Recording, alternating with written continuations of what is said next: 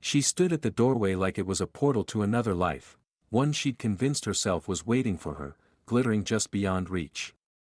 Her suitcase was small, too small, like she didn't intend to be gone long. Or maybe she believed everything she needed for happiness could fit into it. Ryan leaned against the kitchen counter, arms folded across his chest, saying nothing. He didn't ask her to stay. That wasn't his way. He'd said all he needed in the silence that filled the space between them for weeks.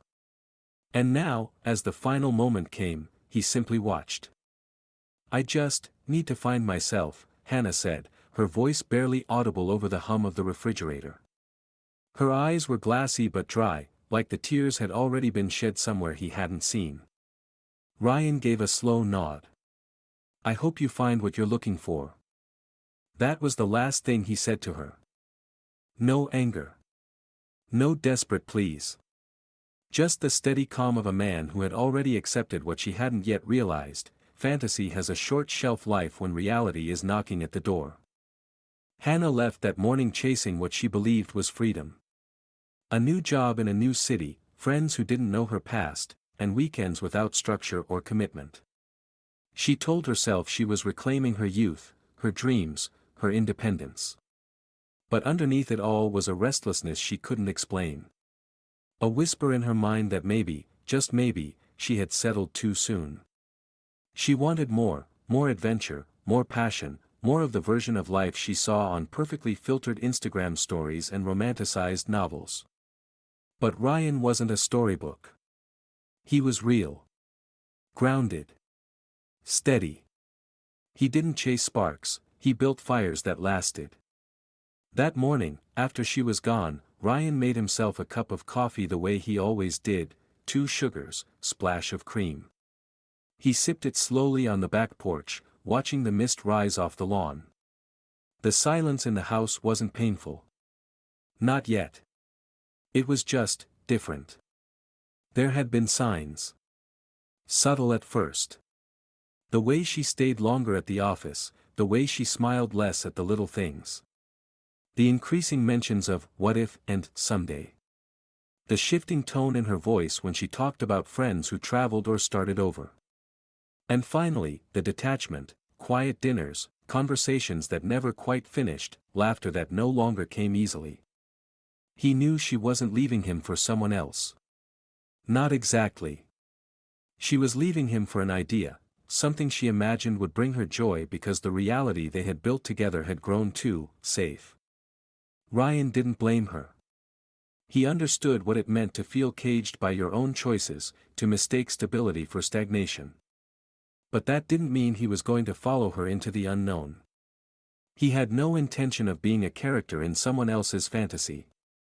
The first week after Hannah left was quiet, not the kind of quiet that comes with peace, but the kind that echoes. Every drawer she used to open, every mug she preferred, every corner of the house still carried her imprint. But Ryan didn't try to erase it. He let the silence speak, and he listened. At night, he lay in there, his bed, eyes open, staring at the ceiling. He didn't cry. That wasn't how he processed pain. Instead, he thought. He thought about all the little moments that never seemed important until now. The way she hummed when she cooked. The way she folded her arms when she was annoyed. The scent of her shampoo, which still lingered faintly in the air. But grief, Ryan knew, was only as powerful as you allowed it to be. He didn't let it consume him. Instead, he got up. He started to move. Not frantically, not in desperation, but deliberately, step by step, choice by choice. The first change was simple: he started running again. It had been years since he hit the pavement, shoes pounding the ground with rhythmic certainty, lungs burning with effort, not pain. He ran at dawn, when the sky was still undecided about its color, and the world was too quiet to interrupt his thoughts. There was something cleansing about it. With every stride, a little more of the tension left his shoulders. Then he cleaned out the guest room. It had become a storage space over the years, full of clutter and old memories. Now, it became his studio. Not for painting or anything romantic like that, Ryan wasn't that kind of man, but for woodworking, something he had once loved in college but had long since abandoned in the blur of adult responsibilities. He bought tools, set up a workbench, and found solace in the tactile comfort of building something real with his hands. No screens, no noise. Just wood, effort, and purpose. His friends checked in, of course. Some were subtle, texts with too many emojis trying to soften the awkwardness. Others were more direct. "She really left, huh?" his old friend Marcus asked over beers one Friday night. Ryan just nodded. Yep. She did. But he never painted her as a villain. He didn't share the messy details of her departure or the way she had smiled just a little too brightly when she walked out. He kept those to himself, not out of pride, but out of respect for what they had shared. Love doesn't always end in betrayal or flames. Sometimes it just finishes. There was a kind of dignity in accepting that. The days turned into weeks. The ache lessened. Routine replaced absence. He started cooking for himself, real meals, not just frozen dinners or takeout. He planted herbs in the backyard, the ones Hannah always said she'd get around to growing but never did. He organized his garage, cleaned out his inbox, even started reading again. He wasn't trying to become someone new. He was just returning to the man he used to be before compromise and compromise chipped away at him. And slowly, a realization settled in: he was okay. Not just functioning. Not just surviving. But genuinely okay. There were moments he still missed her. Of course he did. You can't share years with someone and not carry echoes of them. But he no longer felt the pull to fix it. He had released her, gently, but fully. Letting go wasn't a grand act. It was a quiet one. It happened over coffee, over long walks, over morning sunrises that reminded him the world keeps spinning. One afternoon, he walked past a small boutique near downtown. A sign in the window advertised a photography exhibit. On a whim, he walked in. He didn't expect much. But there, hanging in the gallery, was a photo that stopped him cold. It was of an empty bench at the edge of a cliffside trail, golden light spilling across the seat. A small plaque underneath read, "Where people wait for those who won't return." He stood there for a long time, not sad, just thoughtful. That photo didn't feel like sorrow. It felt like closure. Ryan walked out of the gallery and into the evening light, realizing something simple yet profound: he hadn't been waiting for her. He had been walking forward the whole time. At first, it was everything she thought she wanted. Hannah's morning started late, with sunlight slipping through gauzy curtains and no alarm clocks dictating her pace. The city was alive in a way the suburbs never were: noisy, pulsing, unpredictable. She'd found a loft in a trendy district, all exposed brick and too little insulation. It wasn't cozy like the home she'd left, but it felt like hers. Independent. Free. The first few weeks were thrilling. She joined a yoga class full of women who seemed to know exactly what they were doing with their lives. She drank overpriced matcha in cafes that played indie music and hung Polaroids on the walls. She talked about ideas again, books she hadn't read, dreams she hadn't chased, ambitions that had faded in the background of routine. There was a buzz to it all. A sense that this, finally, was the beginning of the life she'd been waiting for. But fantasies are slippery things. And reality, no matter how carefully delayed, always arrives. It started subtly. The friends she'd met, more acquaintances than confidants, began to cancel plans. Everyone seemed busy with lives she hadn't been part of long enough to understand. The city she once found electric began to wear her down. There were no real conversations, only exchanges of filtered photos and shallow compliments. The job she'd taken, a freelance marketing gig with a boutique firm, turned out to be unstable. The freedom she'd once craved now came with irregular paychecks and late-night calls from stressed-out clients. There was no one waiting at the end of a hard day to ask how she was doing. No arms to fall into when she didn't want to be strong anymore. She missed laughter at dinner. Missed the Sunday quiet she used to complain about. She missed the way Ryan used to know when something was wrong without her saying a word. In her new life, she had no such comfort. Just noise and motion and a gnawing sense that none of it really meant anything. One Friday night, she found herself dressed up, standing alone at the bar of a rooftop lounge. Around her were couples and clusters of friends, their laughter spilling into the sky. She scrolled through her phone, half hoping someone, anyone, would reach out. But all the names that once filled her world were quiet now. Ryan hadn't texted. Hadn't called. Hadn't even liked the photos she'd posted with careful intention. That absence hit harder than she'd expected. She remembered how she used to lean on him, even in small ways. The way he'd carry in the groceries without being asked. The way his calm steadied her when her thoughts spiraled. At the time, it had felt ordinary. Now, in the hollowness of this new life, it felt extraordinary. She thought of the last time she saw him. The way he didn't try to stop her. The way he looked at her, not with anger or desperation, but with acceptance. At the time, she'd mistaken it for indifference. Now, she recognized it for what it was, strength. He hadn't clung to her. He'd respected her choice. And now, as she stood alone in a crowd of strangers, she wondered if that quiet strength meant he'd already begun to heal. Her apartment felt colder that night. Not in temperature, but in spirit. She curled up on the couch, scrolling back through old photos, vacations, Christmas mornings, lazy weekends with mugs of coffee. There was one of Ryan building a bookshelf, sleeves rolled up, sawdust in his hair. She remembered taking that photo, laughing because he insisted on doing everything the old-fashioned way. She hadn't appreciated it then. She did now. By the time the second month passed, the luster had completely worn off. She'd begun to dread waking up. The loft that once felt edgy now felt empty. Her phone rarely rang. Her job, if it could still be called that, had dried up, the firm downsizing and cutting her contract without warning. Hannah sat in her apartment one morning, a gray sky outside and a growing sense of defeat inside, and whispered to no one, "What have I done?" She didn't even recognize her own voice. The truth she had run from was now in front of her, undeniable and cruel.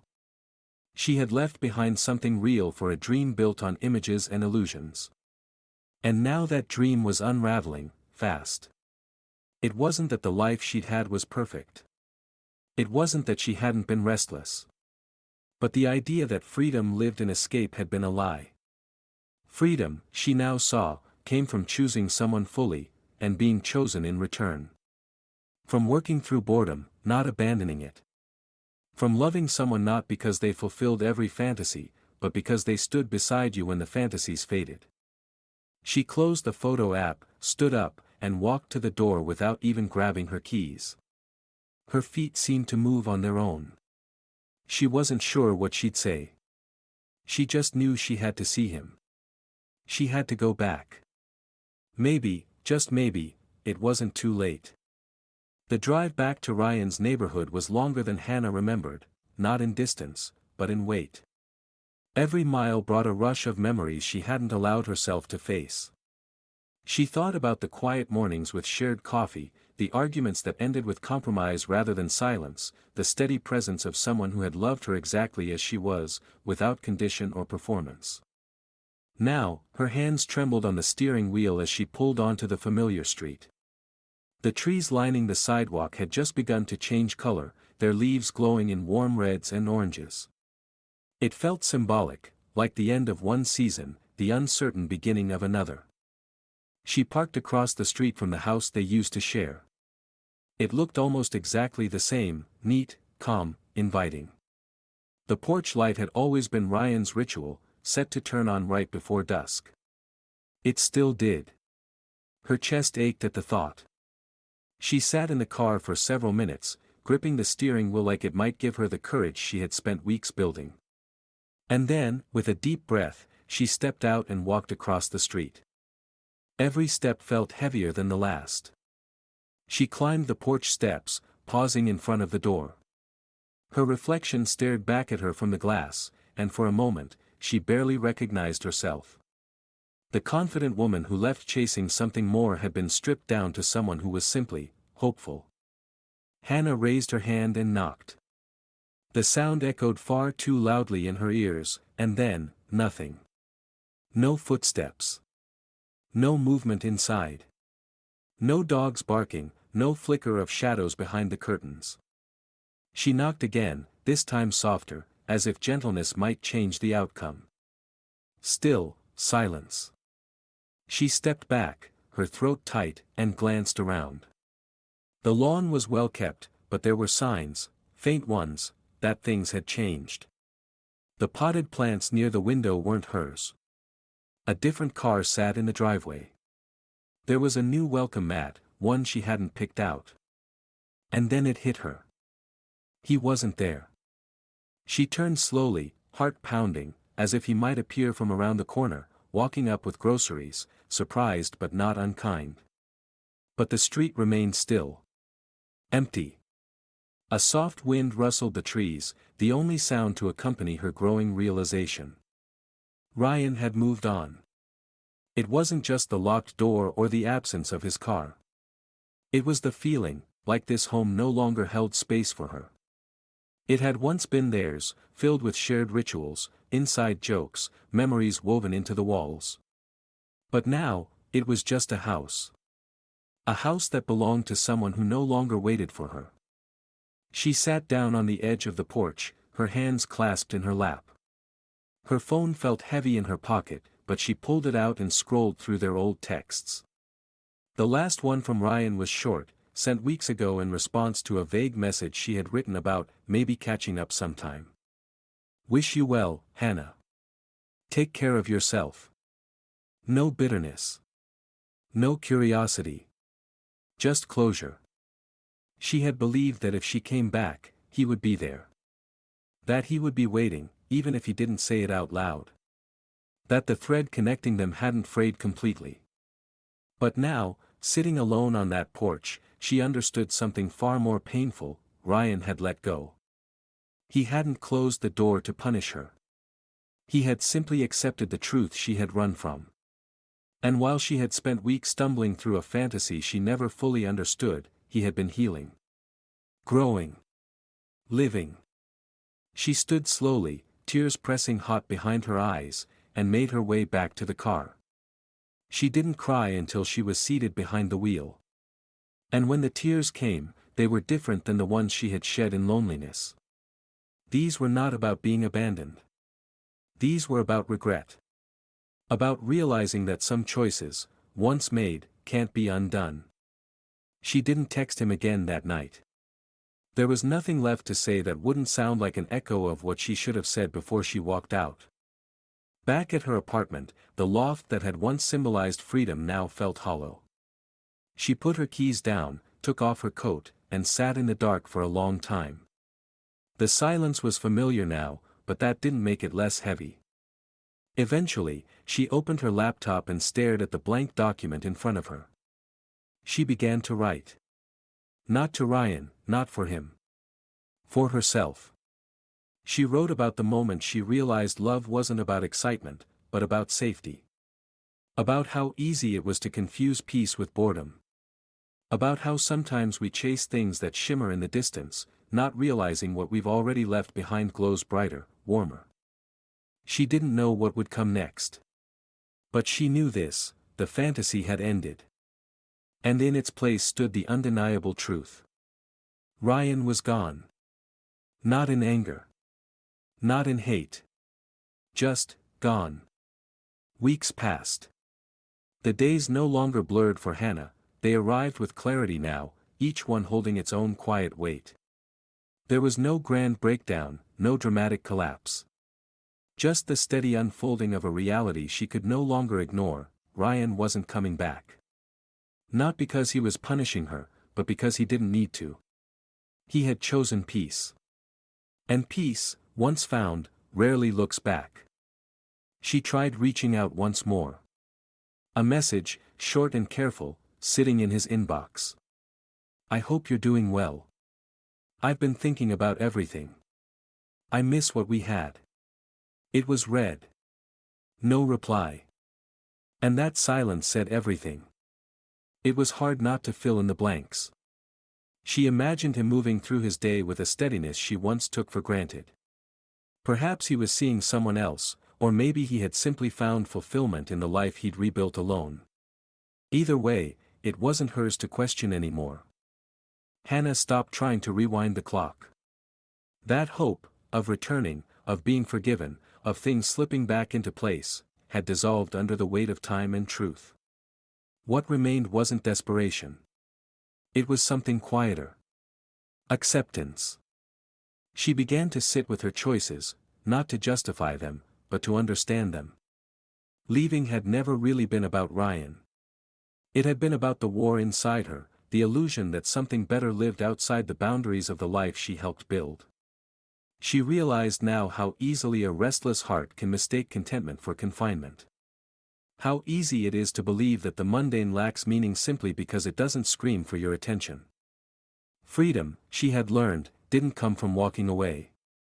It came from learning to stay rooted without losing yourself. She started to reclaim the pieces she had once abandoned. She took a real job, nothing flashy, just stable, and for the first time in months, there was structure. She began therapy. Not to fix herself, but to understand herself. She volunteered at a local shelter on weekends, grounding herself in service. The days were simple, and slowly, they became satisfying. Her loft still felt like a chapter from another story, but now, she started adding her own pages. She hung new photos, not of filtered sunsets or parties, but of real moments. A quiet evening with a book. A warm cup of tea by the window. Life as it was, not curated, not exaggerated. Every now and then, she would think of Ryan. Not in longing, but in gratitude. He had been her anchor when she drifted, her mirror when she couldn't see clearly. He had loved her not for what she promised to be, but for exactly who she was. And when she left, he had given her the greatest gift, his silence. Not as punishment, but as clarity. He hadn't chased her. He hadn't begged. He had simply stepped out of the frame, allowing her to finally see what she had lost. One afternoon, months later, she walked past a familiar trailhead, the one they used to hike together on Sunday mornings. She paused, stared at the winding path, and smiled faintly. There had been a bench halfway up the hill where they used to rest, legs stretched out, his arm draped around her shoulder. She didn't climb it that day. She didn't need to. Some places are better left in memory. As she turned away, she felt a calm she hadn't known in a long time. She hadn't gone back to Ryan. She had gone forward without him. And that, perhaps, was the hardest and most human thing she had ever done.